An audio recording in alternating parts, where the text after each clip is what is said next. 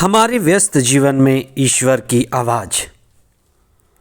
Christmas के ठीक दूसरे दिन एक महान संत स्टेफन का पर्व मनाया जाता है, जो एक उपयाजक और शहीद हुए, जो ठीक ईसा की तरह ही जीवन जिए और शहीदी को प्राप्त किए।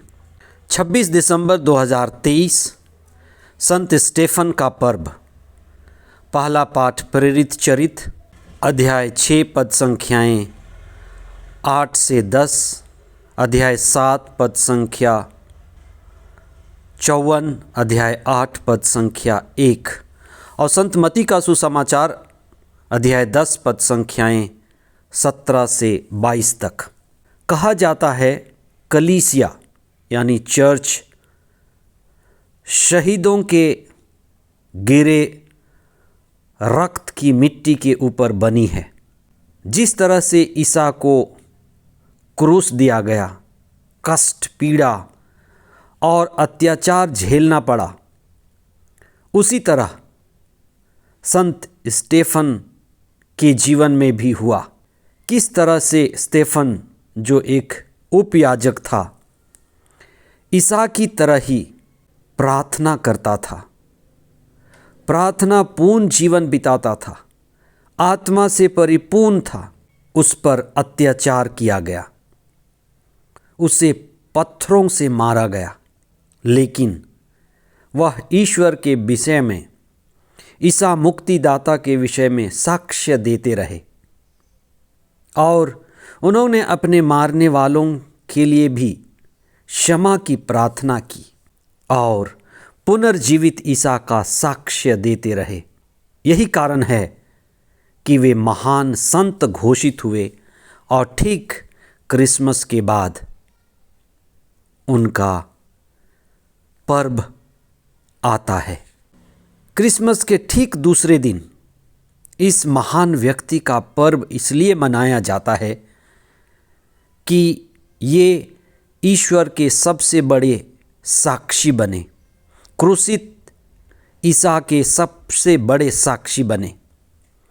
संत स्टीफन को, जो अपने जीवन और व्यक्तित्व के द्वारा ईसा के महान बलिदान को अपने जीवन में जी सके, यह चिंतन का विषय है कि 26 दिसंबर ठीक बड़े दिन के बाद, जब हम इतने बड़े त्यौहार को धूमधाम से मनाते हैं, दूसरे ही दिन एक शहीद को याद किया जाता है और उसके मध्यस्थता द्वारा प्रार्थना की जाती है। स्टेफन का जीवन ईसा के जीवन की तरह ही है, उनसे बहुत हद तक मिलता है। स्टेफन प्रज्ञा और आत्मा से भरे हुए उपयाजक थे। उन्होंने बड़ी बुद्धिमत्ता से और पवित्र आत्मा से परिपूर्ण होकर निर्भीकता पूर्वक पुनर्जीवित ईसा के विषय में साक्ष्य दिया और किस तरह से ईश्वर ने मनुष्यों के लिए मुक्ति का मार्ग खोला, इस बात की घोषणा किया। लेकिन कुछ लोग उनकी योग्यता को देखकर, उनकी शिक्षा को सुनकर ईर्ष्या करने लगे। कुछ लोग उनकी बुद्धिमत्ता, उनकी प्रज्ञा और प्रबल साक्ष्य से ईर्ष्या से जलने लगे और उन्होंने संत स्टीफन पर दोष लगाया कि वे ईश निंदा कर रहे हैं। प्रार्थना करते हुए संत स्टीफन कहते हैं कि मैंने स्वर्ग को खुला हुआ देखा। यह उनके पवित्रता का, आबोध का और ईश्वर के नज़दीक होने का एक लक्षण है।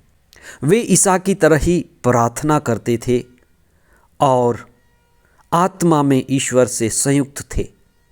वे ईसा के बड़े योग्य शिष्य थे, उनकी शिक्षा पर चलते थे, उनके आत्मा और पुनरुत्थान का अनुभव किए हुए थे।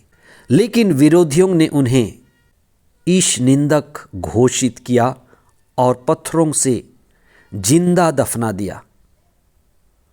लेकिन स्तेफन की प्रतिक्रिया बड़ी सकारात्मक थी। जब वे पत्थर से मारे जा रहे थे तब वे विरोधियों के लिए प्रार्थना कर रहे थे। वे उन्हें क्षमा दे रहे थे, जिस तरह से ईसा ने क्रूस पर से शत्रुओं के लिए प्रार्थना की थी और उनको क्षमा देते गए थे। यही प्रार्थना और क्षमा उन्हें महान संत बनाती है। ईसा ने अपने शिष्यों को कठिन परिस्थितियों के लिए तैयार रहने के लिए सिखाया। जीवन में कष्ट आते हैं, क्रूस आता है। ईसा ने अपने शिष्यों से कहा कि अत्याचार के लिए तैयार रहना, सत्य का साक्षी देने के लिए, ईश्वर के संग चलने के लिए, ईश्वरीय जीवन जीने के लिए हमें अत्याचार झेलना पड़ता है।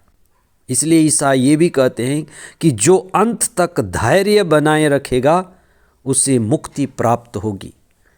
आइए हम यही प्रार्थना करें कि हम सत्य के साक्षी बने।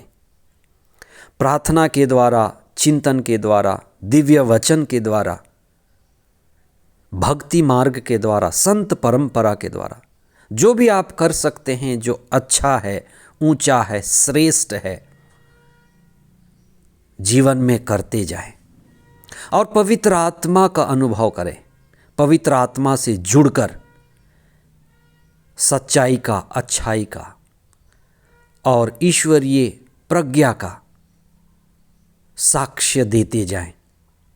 क्योंकि जब अच्छे लोग, सच्चे लोग जो सत्य के साथ हैं, वे सत्य का साक्ष्य देंगे, तभी ईश्वर का कार्य, आत्मा का कार्य, चेतना का कार्य, आध्यात्मिक कार्य फैलेगा।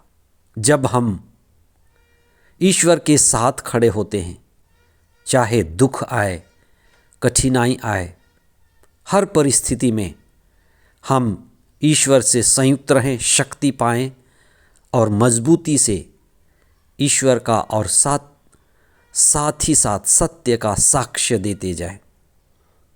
ये क्रिसमस का समय हम सभी के लिए, सभी विश्वासियों के लिए, उनके लिए भी जो अत्याचार झेलते हैं, आशीष और कृपा का समय हो। आमीन।